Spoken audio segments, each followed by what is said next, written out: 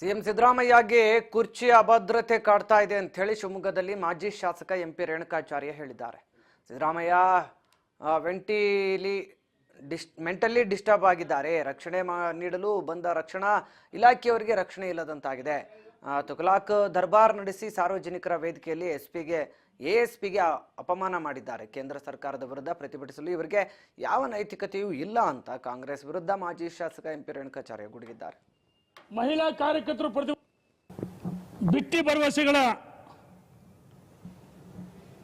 ಸುಳ್ಳೇಳಿ ಅಧಿಕಾರಕ್ಕೆ ಬಂದಂತಹ ಸನ್ಮಾನ್ಯ ಸಿದ್ದರಾಮಯ್ಯನವರು ತುಘಲಕ್ ದರ್ಬಾರ್ ನಡೆಸಿದ ರಾಜ್ಯದಲ್ಲಿ ಯಾರು ಕಾನೂನು ಸುವ್ಯವಸ್ಥೆ ಕಾಪಾಡಬೇಕಾಯಿತು.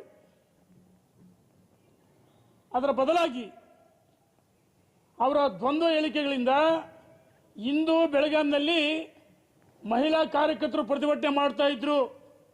ಭದ್ರತಾ ವೈಫಲ್ಯದ ಬಗ್ಗೆ ಮಾತಾಡಿದ್ರು, ಅನುಮಾನ ಮಾಡಿದ್ರು, ಯುದ್ಧ ಅನಿವಾರ್ಯ ಅವಶ್ಯಕತೆ ಇಲ್ಲ ಅಂತ ಹೇಳಿದ್ರು. ಇದನ್ನ ಖಂಡಿಸಿ ಬೆಳಗಾವಿನಲ್ಲಿ ಪ್ರತಿಭಟನೆ ಮಾಡಿದರೆ ಆ ಪ್ರತಿಭಟನೆಯಿಂದ ಎಲ್ಲ ಒಂದ್ ಕಡೆ ಮುಖ್ಯಮಂತ್ರಿಗಳು ಡಿಸ್ಟರ್ಬ್ ಆಗಿದ್ದಾರೆ. ಕುರ್ಚಿ ಭದ್ರತೆ ಇಲ್ಲ ಅಂತ ಅವ್ರಿಗೆ ಮನವರಿಕೆ ಆಗಿದೆ. ಮುಖ್ಯಮಂತ್ರಿ ಸ್ಥಾನದಿಂದ ಎಲ್ಲಿ ವಂಚಿತನಾಗ್ತಿದೆ ಅಂತ ಹೇಳಿ ಡಿಸ್ಟರ್ಬ್ ಆಗಿ ಮೆಂಟಲಿ ಡಿಸ್ಟರ್ಬ್ ಆಗ್ಬಿಡಿದ್ರು ಸಿದ್ದರಾಮಯ್ಯನವರು. ನನಗೆ ಸಿದ್ದರಾಮಯ್ಯರ ಬಗ್ಗೆ ಗೌರವ ಇದೆ, ಆದ್ರೆ ಯಾವ ರಕ್ಷಣೆ ಇಲಾಖೆಯವರು ನಿಮಗೆ ರಕ್ಷಣೆಯನ್ನು ಕೊಡೋಕೆ ಬಂದಂತವ್ರಿಗೆ ಯಾವನ SP ಬಾಳ ಇಲ್ಲಿ ಅವ್ರಿಗೆ ಏಕವಚನದಲ್ಲಿ ಒಂದ್ ರೀತಿ ಮಹಮ್ಮದ್ ಬಿನ್ ತುಘಲಕ್ನಂತೆ ಆ SPಗೆ ಸಾರ್ವಜನಿಕ ವೇದಿಕೆಯಲ್ಲಿ ಅಪಮಾನ ಮಾಡಿರಿ. ಯಾರ ವಿರುದ್ಧ ಹೋರಾಟ ಮಾಡಬಾರ್ದು, ಭ್ರಷ್ಟಾಚಾರ ಮಾಡಿರಿ, ನೀವು ಕರ್ಮಕಾಂಡ ಮಾಡಿರಿ, ನೀವು ರಾಜ್ಯದ ಅಗತ್ಯ ವಸ್ತುಗಳ ಬೆಲೆ ಏರಿಕೆ 48 ವಸ್ತುಗಳ ಬೆಲೆ ಏರಿಕೆ ಏರಿಸಿದ್ರಿ. ಕೇಂದ್ರ ಸರ್ಕಾರ ವಿರುದ್ಧ ಹೋರಾಟ ಮಾಡ್ತಿರಲ್ಲ, ನಿಮಗೆ ಯಾವುದೇ ನೈತಿಕತೆ ಇಲ್ಲ. ಆ ASP ನಾರಾಯಣ್ಗೆ ಕಪಾಳ ಮೋಕ್ಷ ಮಾಡ್ಯಾರ ಇವರು. ಇದೇನು ಹೊಸ್ತಲ್ಲ ಸಿದ್ದರಾಮಯ್ಯನವರಿಗೆ. ಈ ಕಳೆದ ತಿಂಗಳು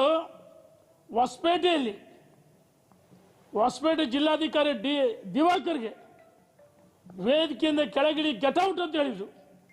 IASಗೂ ಅಪಮಾನ ಮಾಡಿರು. ಶಂಕರ್ ಬಿದಿರಿ IPS ಆಫೀಸರ್ ವಿಧಾನಸೌಧದಲ್ಲಿ ಕೊರಳು ಪಟ್ಟೆ ಕೈ ಹಾಕಿದ್ರು. ನಮ್ಮ ಎದುರಿಗೆ ಕಣ್ಣೆದುರಿಗಿದೆ. ಅವರ ಕಾರ್ಯಕರ್ತೆ ಮೈಸೂರಿನಲ್ಲಿ ಬಹಳ ಮಹಿಳೆಯರನ್ನು ಗೌರವಿಸ್ತಾರೆ ಇವರು. ಆ ಮಹಿಳೆಗೆ ಕಪಾಳ ಮೋಕ್ಷ ಮಾಡಿದ್ರು. ಈ ರೀತಿ ಸಿದ್ದರಾಮಯ್ಯನವರು ದುರಂಕಾರದಿಂದ